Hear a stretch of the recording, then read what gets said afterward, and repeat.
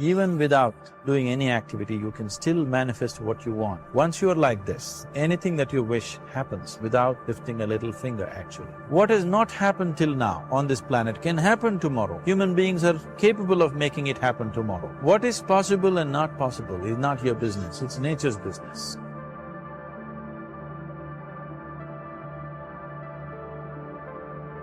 Everything we as human beings have created on this planet was essentially first created in our minds. All that you see, which is human work on this planet, first found expression in the mind, then it got manifested in the outside world. The wonderful things that we have done on this planet and the horrible things that we have done on this planet, both have come from the human mind. So if we are concerned as to what we create in this world, it's extremely important that first of all we learn to create the right things in our mind. How we keep our minds? If we do not have the power to keep our minds the way we want it, what we create in the world is also going to be very accidental and haphazard. So learning to create our minds the way we want is the basis of creating the world the way we want. There is a wonderful story in the yogic lore. On a certain day, a man took a walk. He went for a long walk. Accidentally, unawares, he walked into paradise. Fortunate, isn't he? He just took a walk and he landed up in paradise. After this long walk, he felt little tired. So he thought, oh, I'm tired, I wish I could rest somewhere. He looked around, there was a nice tree, underneath which there was very cushiony grass. So it was inviting. He went and put his head down there and slept. After a few hours, he woke up, well rested, and he thought, oh, I'm well rested, but I'm feeling hungry. I wish I had something to eat. And he thought about all the nice things that he ever wanted to eat in his life. And instantly, all those things appeared in front of him. You need to understand, there the service is like that. Hungry people don't ask questions. Food came and he ate. Stomach became full. Then he thought, oh, my stomach is full, I wish I had something to drink. All the nice things that he ever wanted to drink, he thought about it and all of them just appeared in front of him. Drinking people also don't ask questions, so he drank. Now with a little bit of alcohol in him, you know Charles Darwin told you, all of you are monkeys, your tail fell away. Not me, Charles Darwin told you that you were all monkeys and your tail fell away and then you became human. Yes, definitely the tail fell away.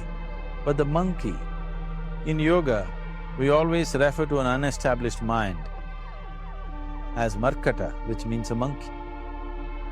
Why we are referring to the mind as a monkey is,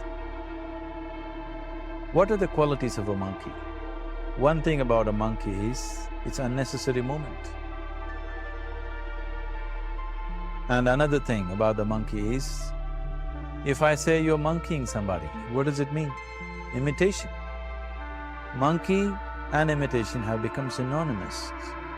So these two essential qualities of a monkey are very much the qualities of an unestablished mind.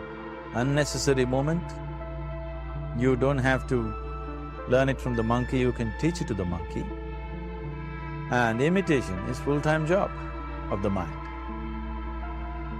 So when these two qualities are on, a mind is referred to as a monkey.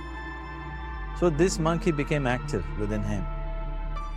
He just looked around, thought, what the hell is happening here? I asked for food, food came.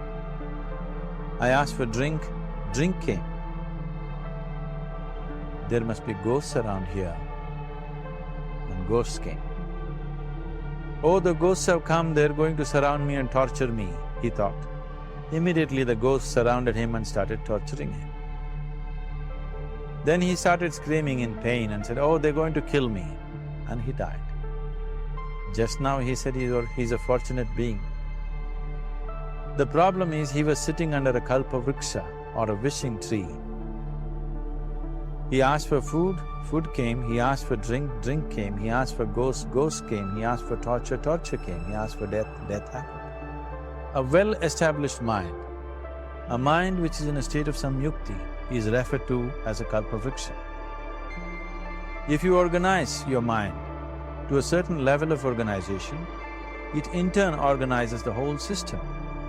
Your body, your emotion, your energies, everything gets organized in the direction.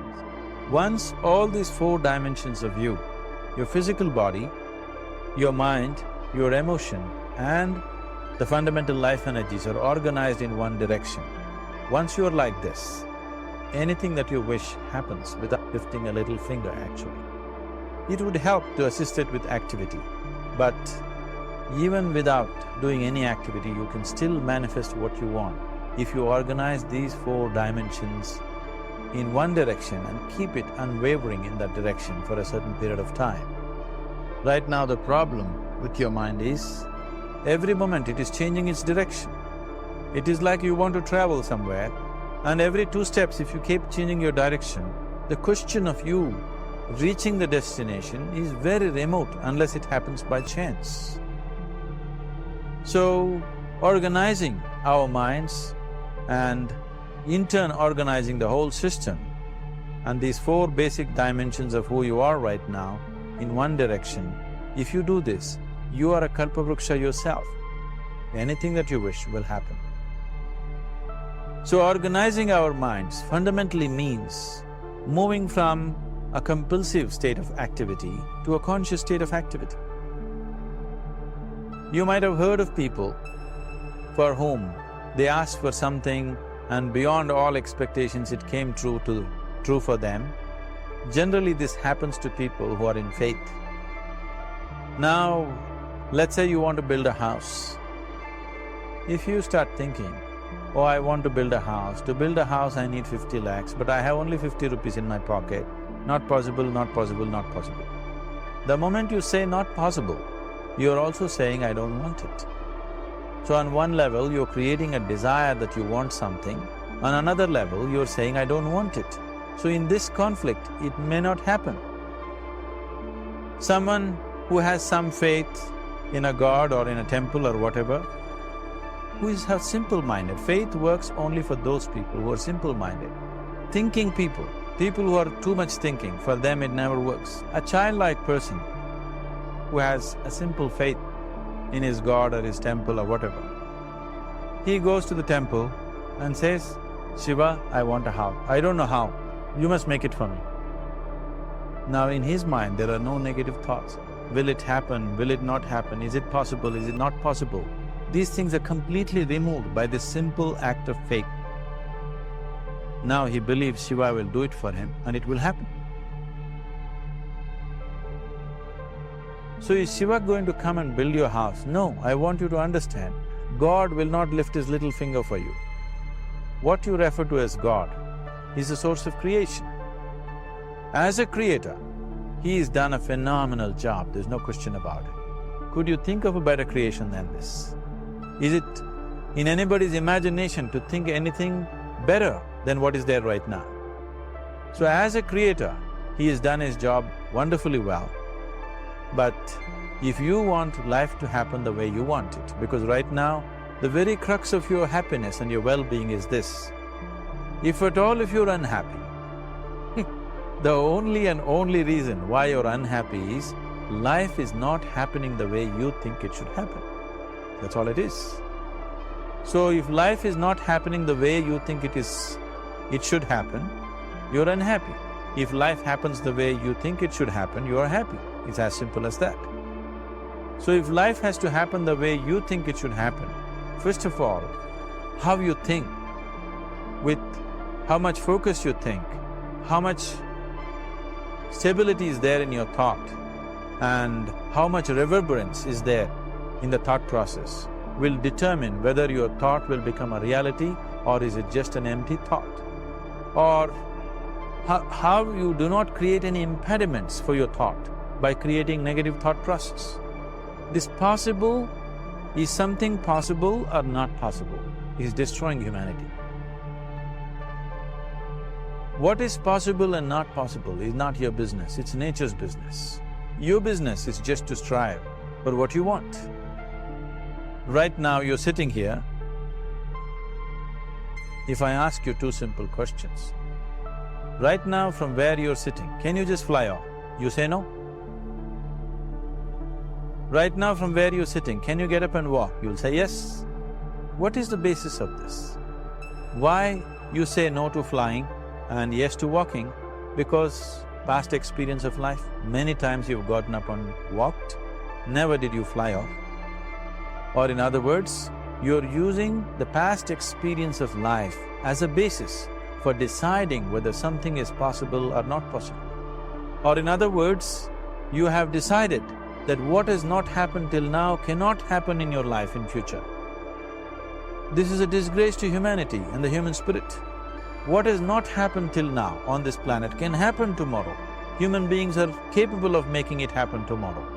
So what is possible and what is not possible is not your business. That is nature's business. Nature will decide that. You just see what is it that you really want and strive for that. The first and foremost thing is, you must be clear what is it that you really want. If you do not know what you want, the question of creating it doesn't arise. If you look at what you really want, what every human being wants is, he wants to live joyfully, he wants to live peacefully. In terms of its relationships, he wants it to be loving and affectionate. Or in other words, all that any human being is seeking for is pleasantness within himself, pleasantness around him. This pleasantness, if it happens in our body, we call this health and pleasure. If it happens in our mind, we call this peace and joy. If it happens in our emotion, we call this love and compassion. If it happens in our energy, we call this blissfulness and ecstasy. This is all that a human being is looking for. Every day in the morning, if you start your day with this simple thought in your mind, that today, wherever I go, I will create a peaceful, loving and joyful world. If you fall down 100 times in the day, what does it matter? For a committed man, there is no such thing as failure. If you fall down 100 times, 100 lessons to be learnt. If you commit yourself like this to creating what you really care for, now your mind gets organized. Once your mind gets organized, the way you think is the way you feel, your emotion will get organized. Once your thought and emotion is organized, your energies will get organized in the same direction. Once your thought, emotion and energies are organized, your very body will get organized. Once all these four are organized in one direction, your ability to create and manifest what you want is phenomenal. You are the creator in many ways.